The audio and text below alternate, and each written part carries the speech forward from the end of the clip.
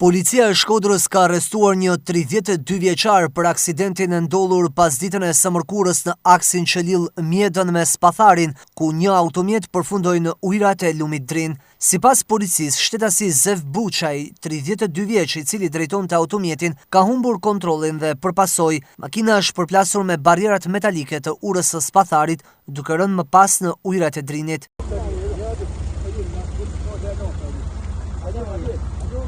Drejtuesi i automjetit dhe 24 vjeçarin Dok Çokaj, të cilët u dërguan në spitalin rajonal të Shkodrës, ndodhen në kujdesin e bluzave të bardha, ndërsa Arol Nikaj, 22 vjeç, nga Laçi, u dërgua për mjekim të specializuar në spitalin e traumës në Tiranë, pasi gjendja e tij ishte më e rënduar. U desh ndërhyrja kalimtarëve të rastit dhe banorëve të zonës që të shpëtonin 3 të rinjt, ku operacioni për nxjerrjen e tyre nga ujërat e Drinit nuk ishte as pak i lehtë, siç e tregojnë edhe pamjet në fjalë.